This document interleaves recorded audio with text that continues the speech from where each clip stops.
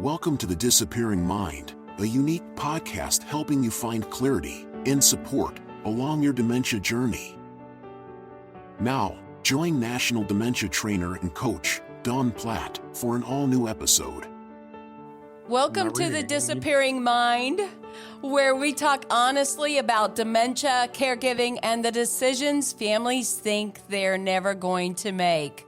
I'm your host, Dawn Platt. I am so happy that you joined me today. I have a great episode in store for you, something I think is unique.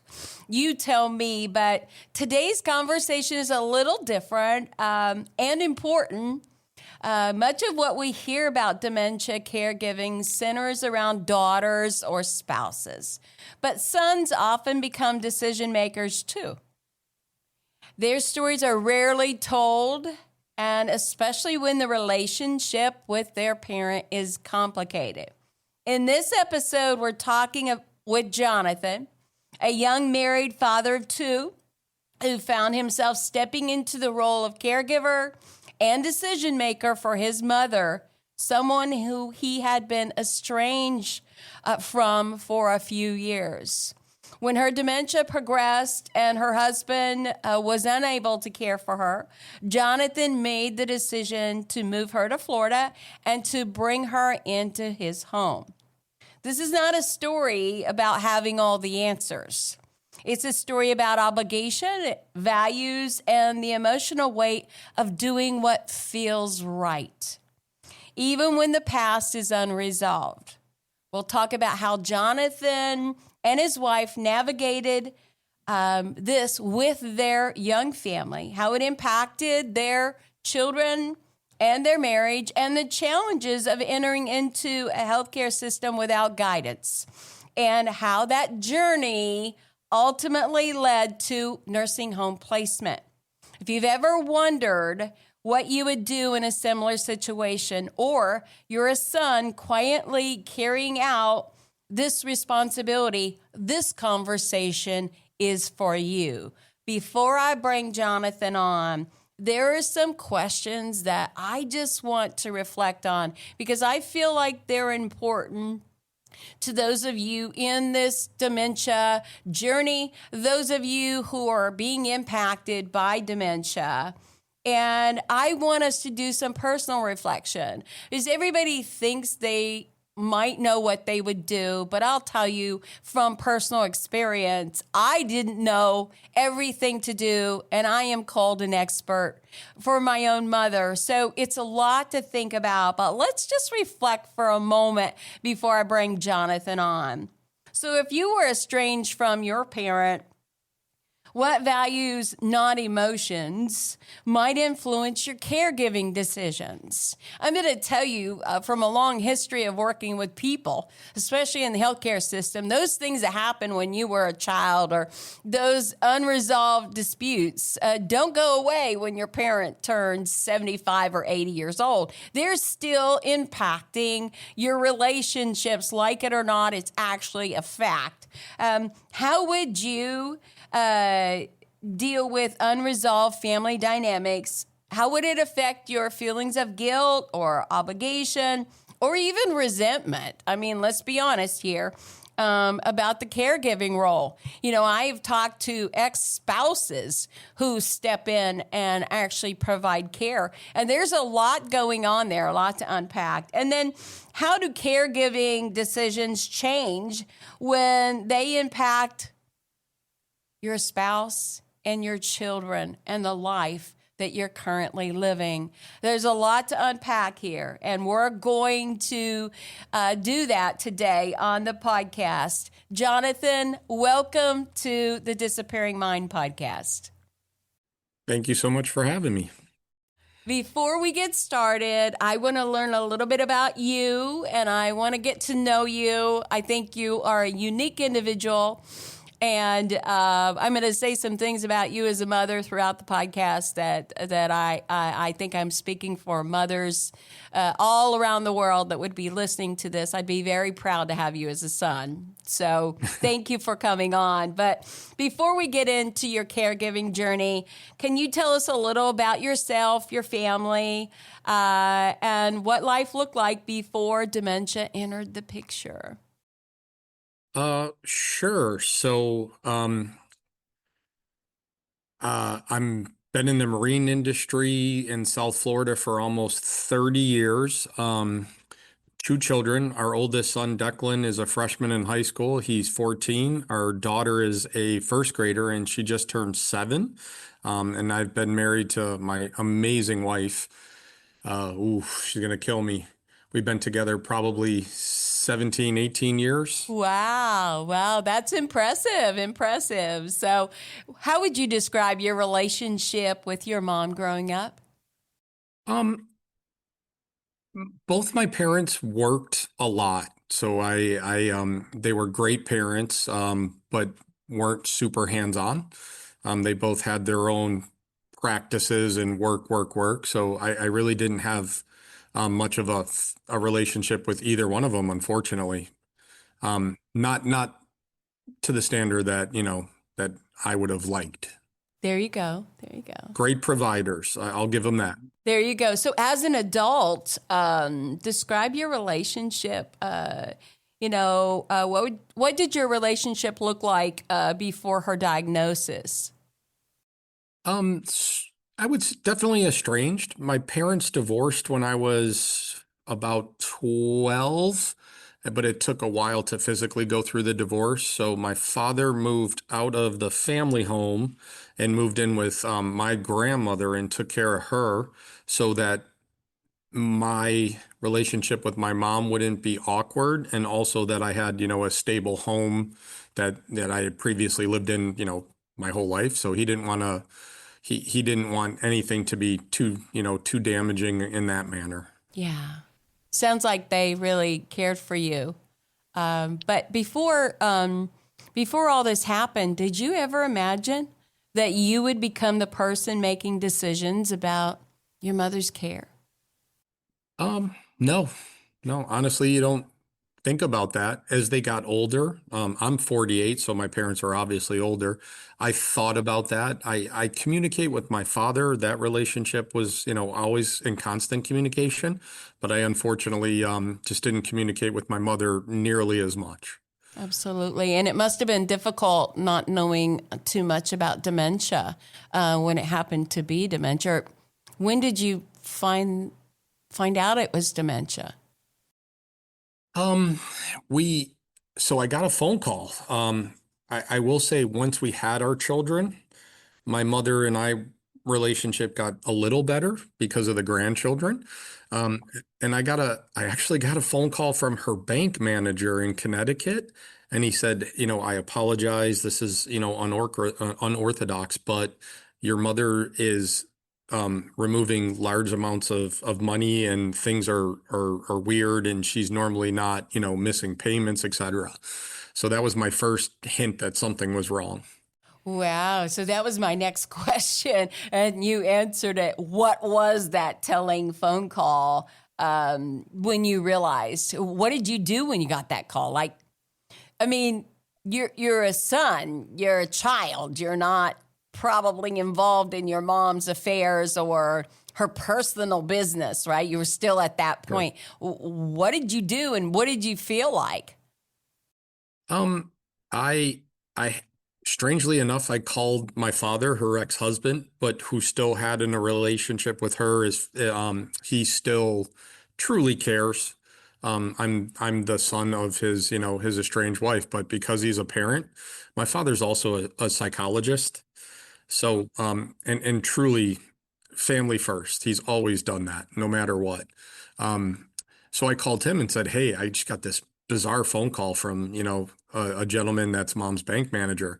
Um, to be truth be told, my mother was never really good with financials. That was more my father's side of it.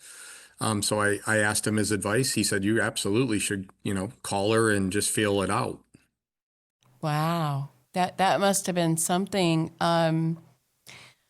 When was the moment that you kind of realized that, that you were the one, that your father being the ex-husband, it's not really his responsibility, but like, when did you come to that determination that if something were going to be done, it was going to be you? Um, I guess I always thought that, but you never really plan for it. And after that conversation, I started communicating regularly, pretty much for, I would say, 2 weeks after that phone call. I was checking in with my mom and saying, "Hey, let's set up a mobile banking app. Maybe I can help you with, these things." And then we kind of dug a little deeper after that. Yeah. So was that the time that you started talking to your wife? Yeah, so immediately communicated with my wife, "Hey, you won't believe what just happened." And my wife is, I'm very fortunate that my wife is very up to speed on Alzheimer's. It's kind of her industry. So I was very fortunate to be able to, rely on her for the expertise because it is very difficult to navigate a lot of that period. Yeah, a lot of unknowns, right?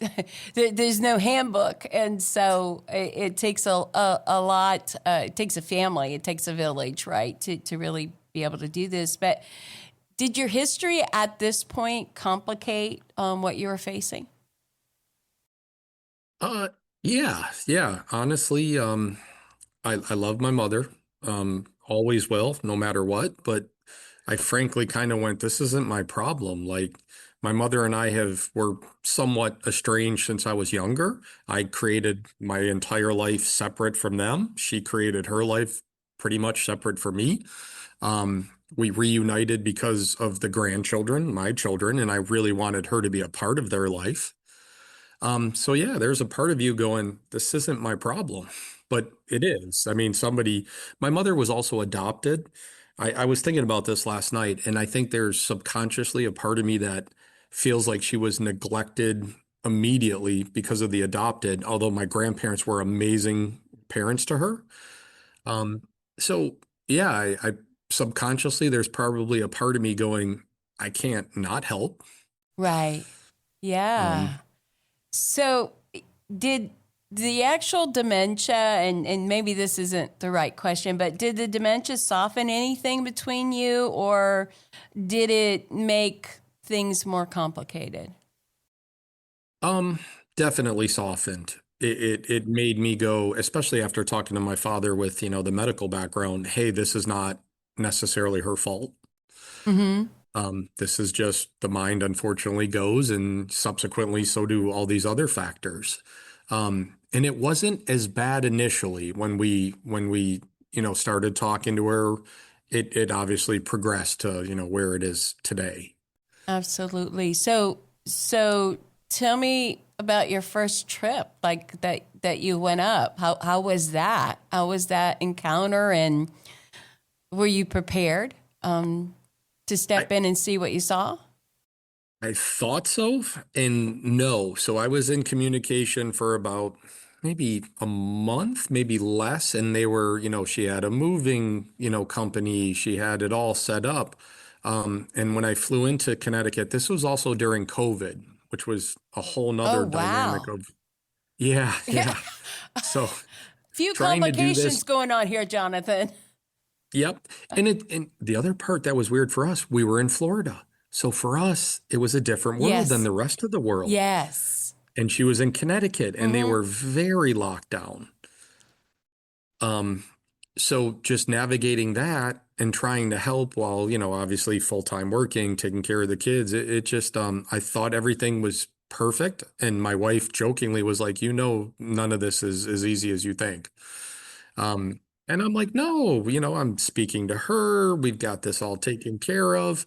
And then when I flew up there, immediately, saw her condo and went, oh my God. No, and actually previous to that, my mother's health was really good. She was walking, she had lost a lot of weight, she was in great shape, great health. When I got up there, she was on walking with a walker, could barely get mobile. Um, none of that. I, I probably should have asked. And I think I did. How are you doing? Oh, everything's fine. And I got up there and I was like, oh my God, she's not mobile. She's using a walker. She aged tremendously. Like something else had happened.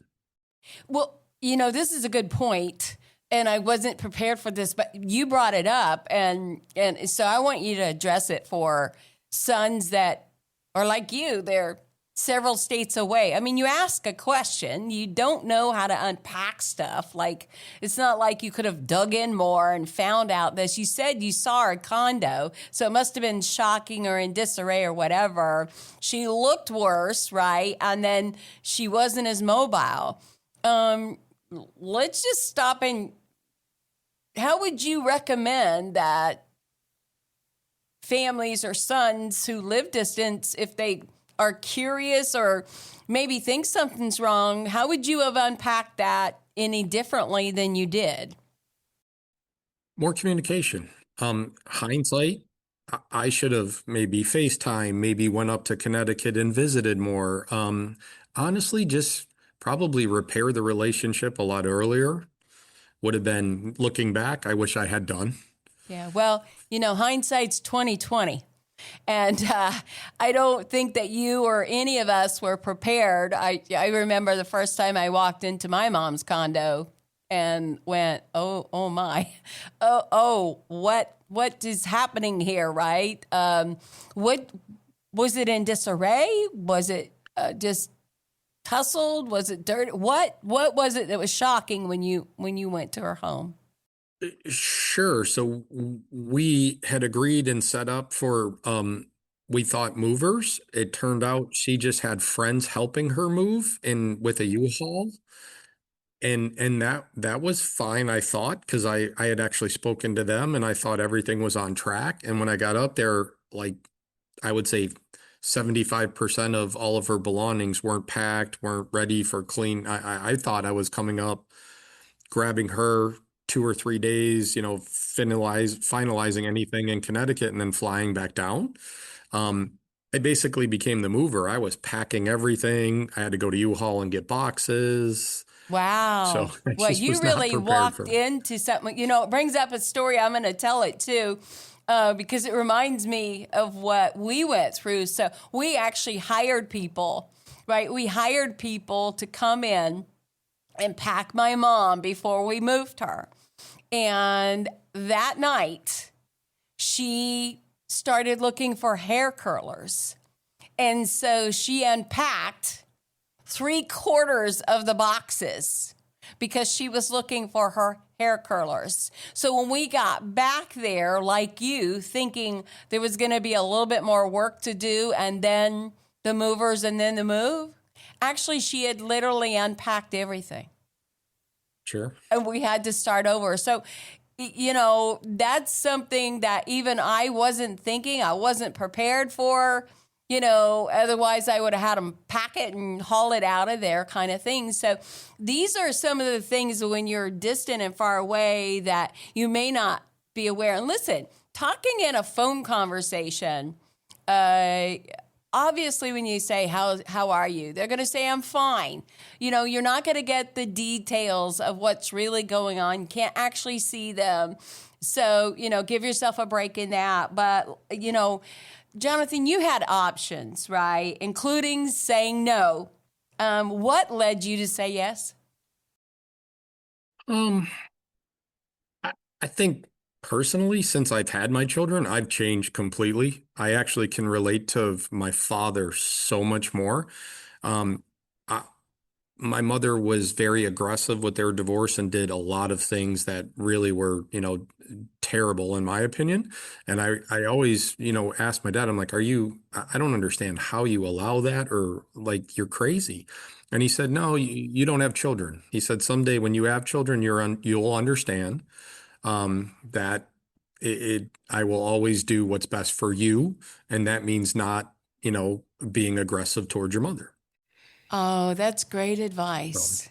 Your dad gave you great advice to really take everyone into consideration. So I know that your mom wasn't great at financial planning or preserving her resources. And I don't know if she was that way before the disease, but it's often the most common sign that families walk into when someone has dementia and nobody really knows it. They double or triple pay bills. I've seen people replace their AC units in their home 2 or 3 times. I've seen all kinds of things. But how did her lack of planning or responsibility with financial resources influence like your decision and your decisions going forward? Because obviously care is very expensive. How does that impact you and the family? I would say tremendously. When we started initially thinking about this, I thought, okay, so my mother had 3 rental properties in Buffalo, New York, even though she lived in Connecticut. My father actually took care of those properties, not the finance part, but all of the maintenance. He basically was, the property manager for her, which was unbelievably generous.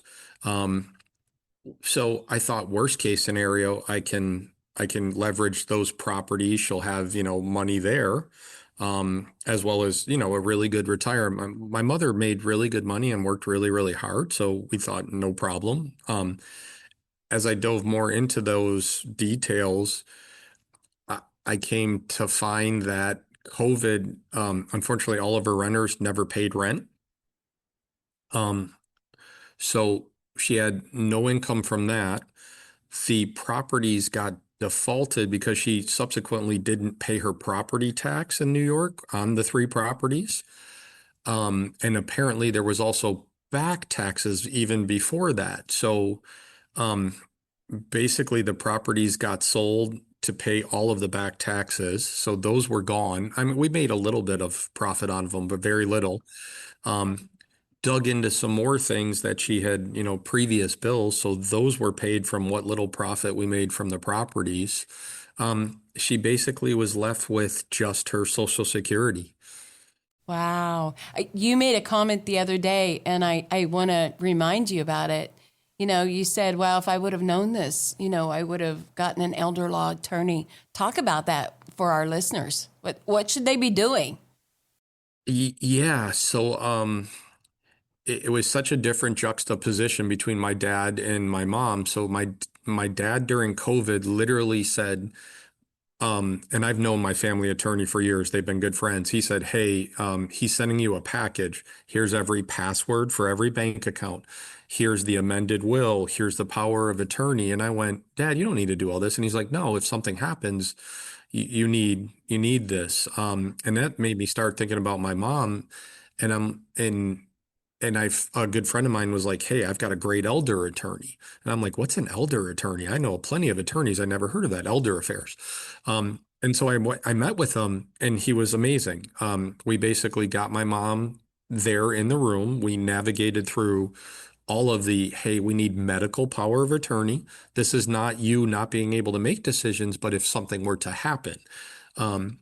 It allowed me to have way more control over all of it to be able to help. And I wish I had had it a long time ago because I would have known that the taxes weren't paid. I would have known that she lost money to, basically a Ponzi scheme.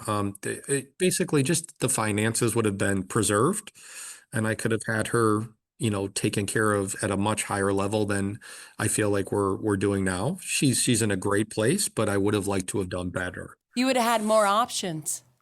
Yeah. Right. You would have had more options really to choose from. And, I think that's good wisdom. It's good advice.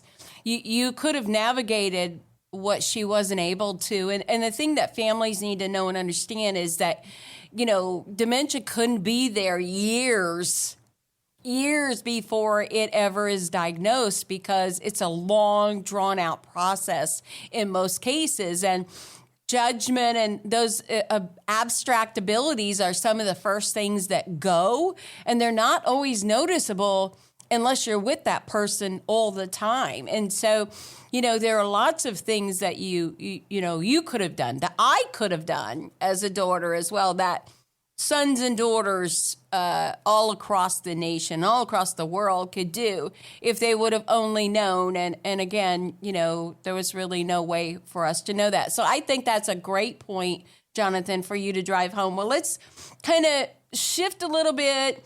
When did you involve your wife, and how did that conversation actually unpack?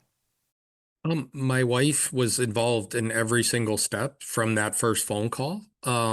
We initially thought it would be okay enough based on the talking to her, et cetera. And my wife was on the phone listening while we were talking, through all of it, because we're an open book. I don't make a decision without involving my wife, because it's going to impact her life tremendously. Honestly, my wife was the one that went, "You need to get her down here." And she said, "By the way, she'll be living with us." And I was like, no, no, no, she'll be independent. We'll get her an apartment right around the corner, which is what we did. And pretty quickly, I figured out that my wife was correct. My mom was living in the apartment pretty independently, but calling me constantly, to where I'm like, this just is not going to work. Right, right. So, and I know that you have open communication, but I'm asking this question because I know families deal with this, and I want to talk about it because it's a reality. I faced it, you faced it, anyone who's put in these situations faced it. But how did this decision to bring mom into your home impact your life, your marriage, your children, both early on and then as time went on? Major impact. So we had previously to this situation just built a brand new house, which was perfect for my wife, myself, and our two children. Bringing my mom into it, when we really realized, hey, this is not going to be enough square footage. We just can't make this work. So we literally had to figure out how to stay in an area that we loved, sell our house, and then afford an even bigger house. We were very fortunate that it worked, and we stayed in our same neighborhood that we love. But I mean, if this hadn't happened, I literally would be in the original house that we built. So I mean, it major impact, major. And then dealing with two younger children. Well, talk about that a little bit. Yeah, so how do you bring grandma, who they really don't know, into the mix of the dynamic, and then work, worry about the children, schedules? How do we navigate with mom? Mom's going to be by herself all day. How does that work? And mom's not in great shape. She uses a walker. What if she falls? Just so much. Yeah, so much that is not part of your everyday life. So, what boundaries, if any, did you and your wife try and set, and where did those boundaries start to break down? As my mother's disease progressed, we were very fortunate. It took a long time, but we found an organization to help, and I was able to get actual people to come in and help. She was able to go to a center, during the day, and then come home.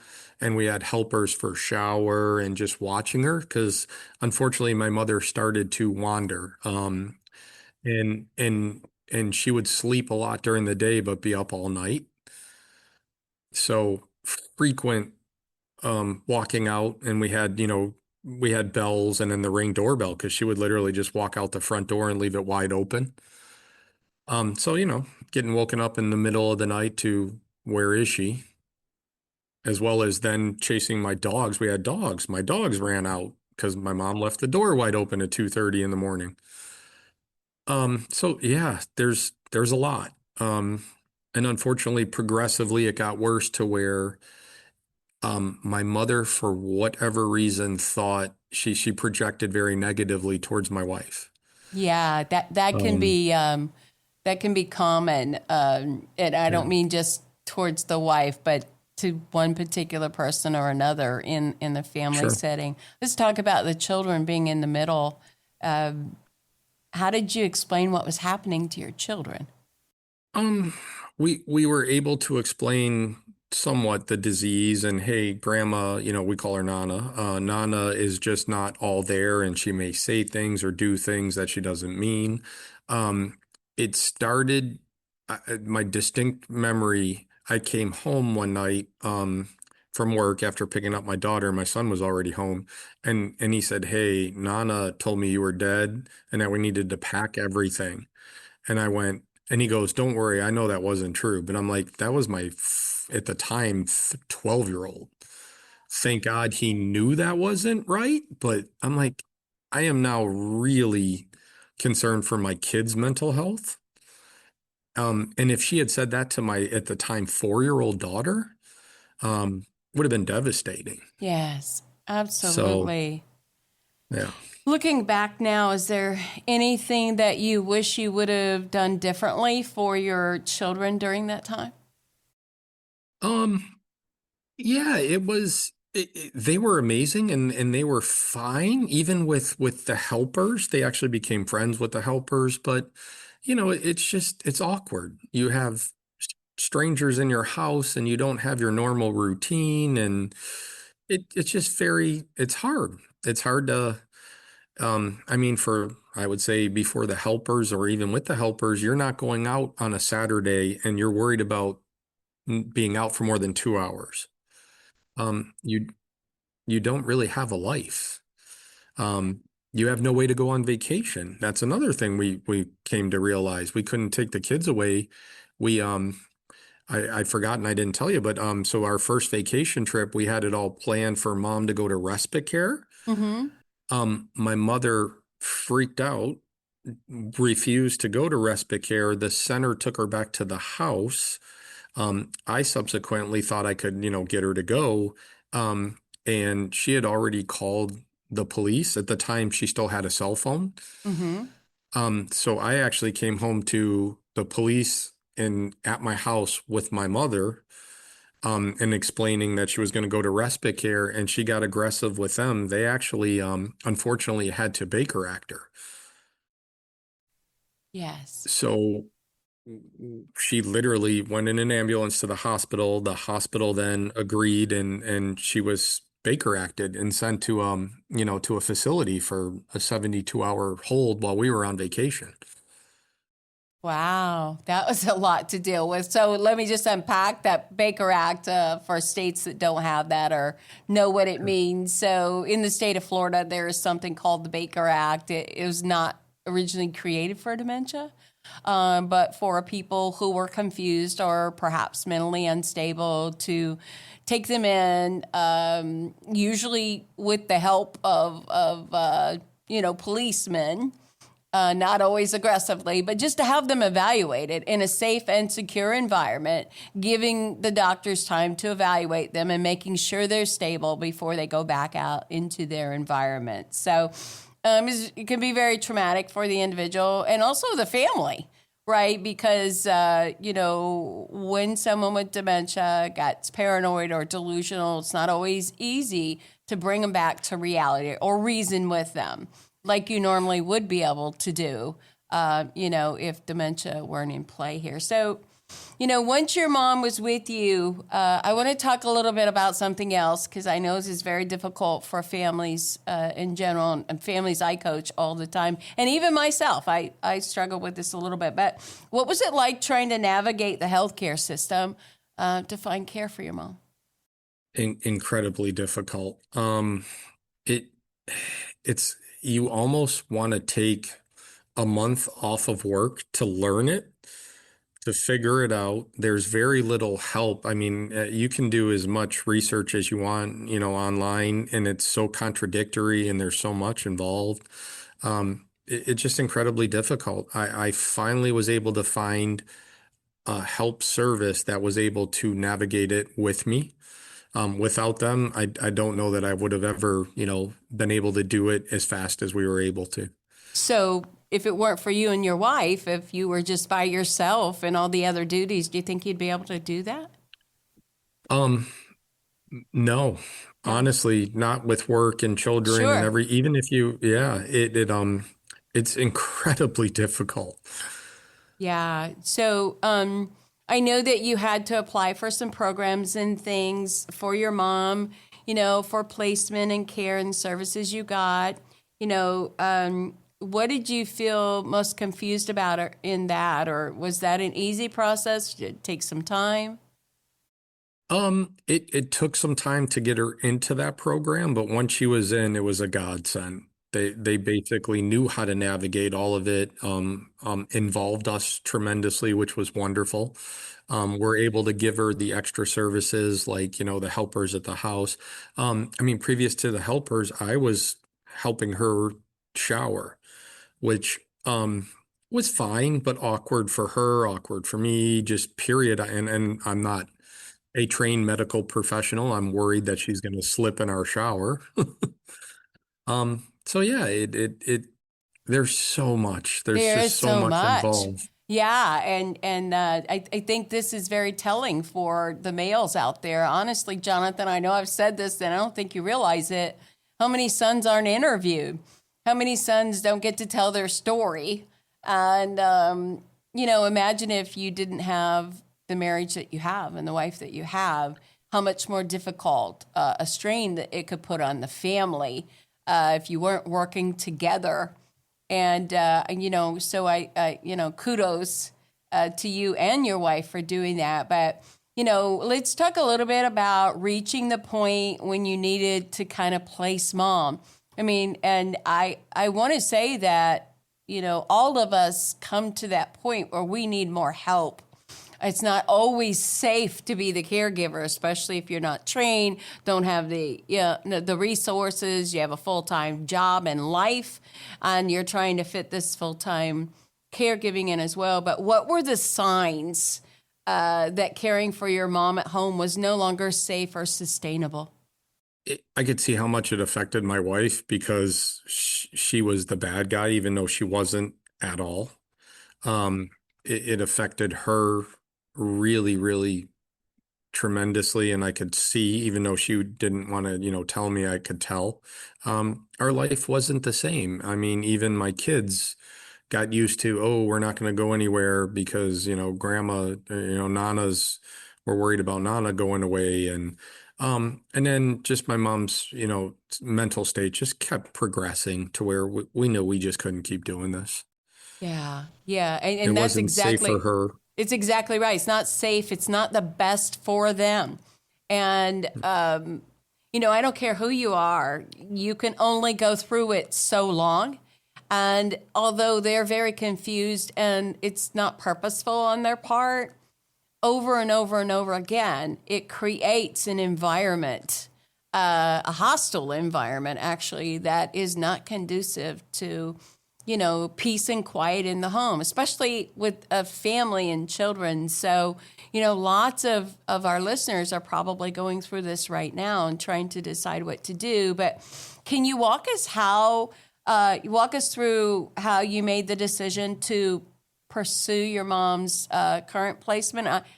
And as I remember, she's only been at one place, actually, living 24/7.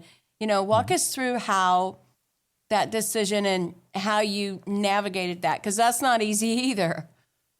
Yeah, we were again very fortunate that we had the actual, center and the people that were helping us through most of that process. And we said, hey guys, what are our options? And it probably took maybe 7 months to find a place that we could get her into. By the way, there's not a lot of places. There's not a lot of options in our area.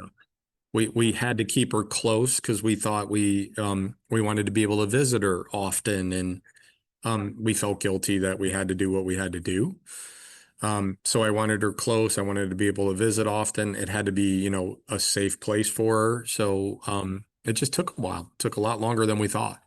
Isn't it true that you had to kind of push a little bit? I mean, when you first sought that, isn't it a fact that maybe they didn't listen to you in the beginning? Yeah.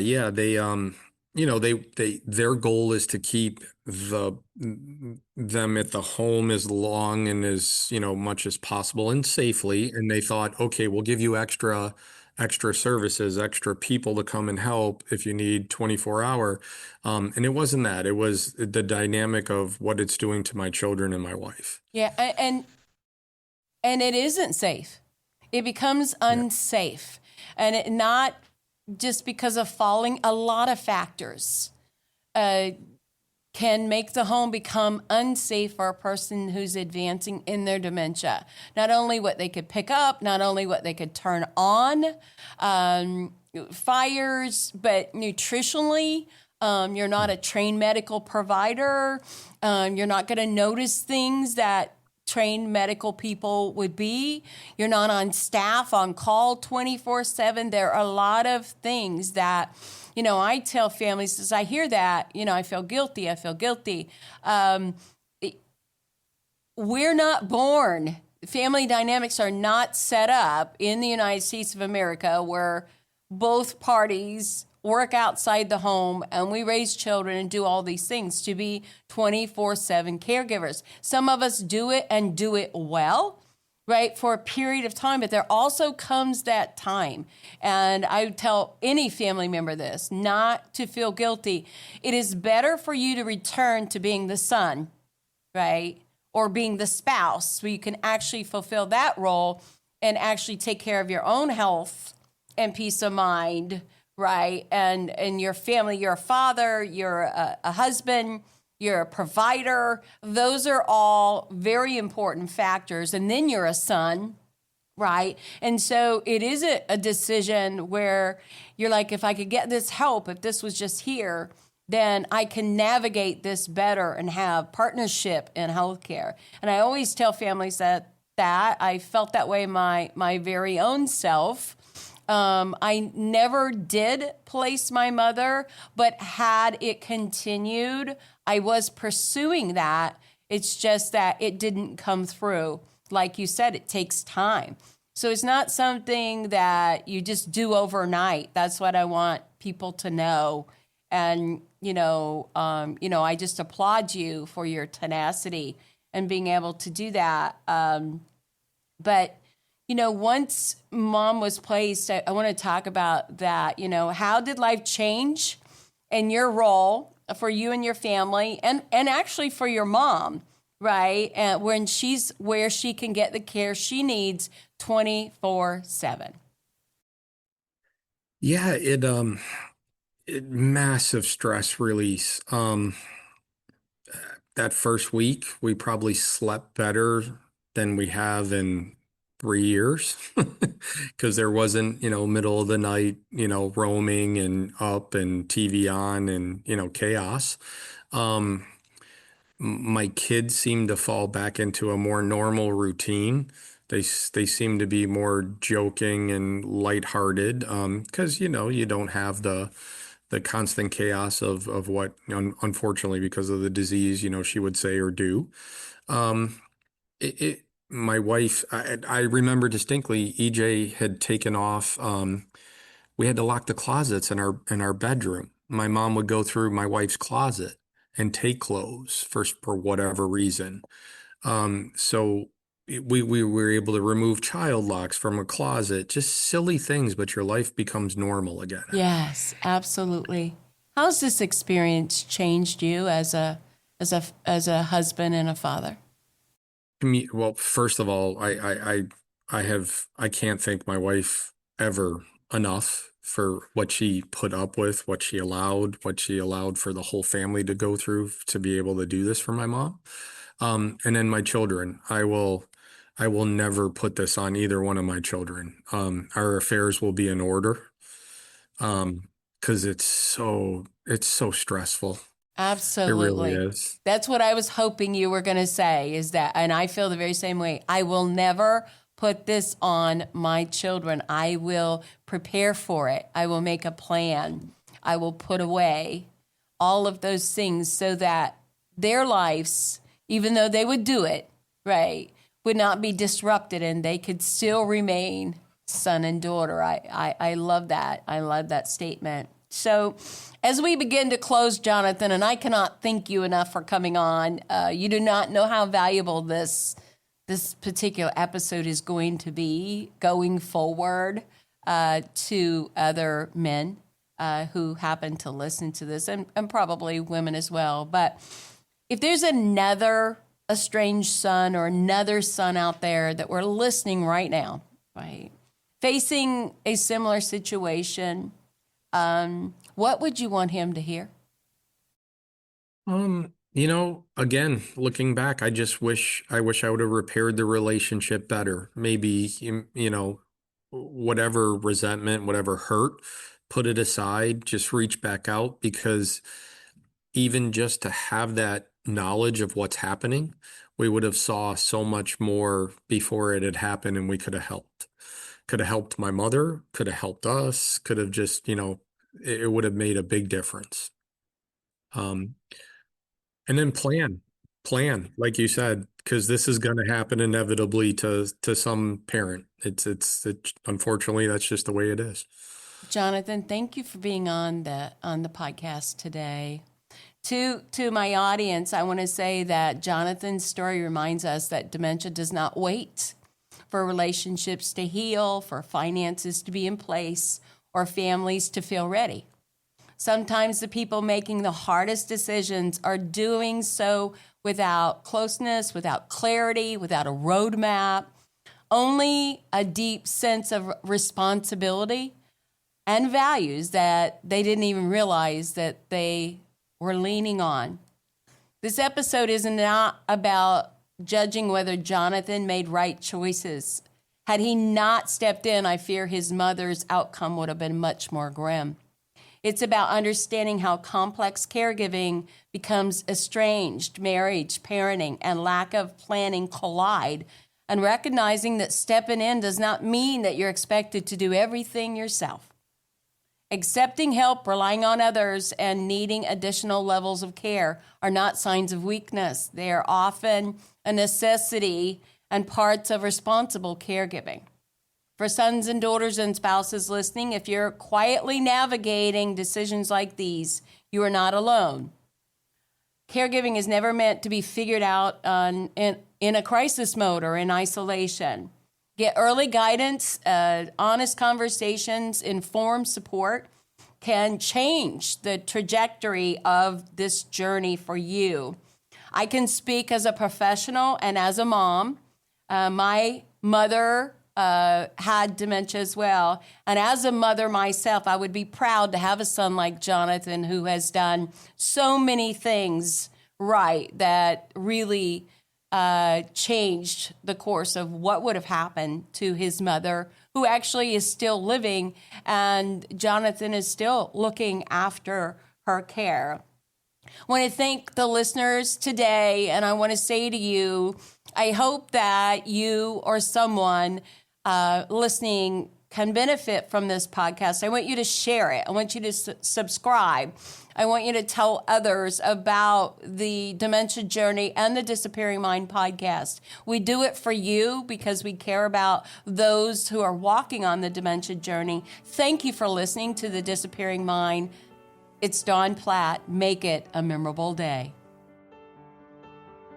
Thank you for joining us for the Disappearing Mind podcast. We hope it's helped you find clarity and support along your journey. Be sure to subscribe to never miss an episode, visit our website to suggest future topics, and share the podcast with friends and family.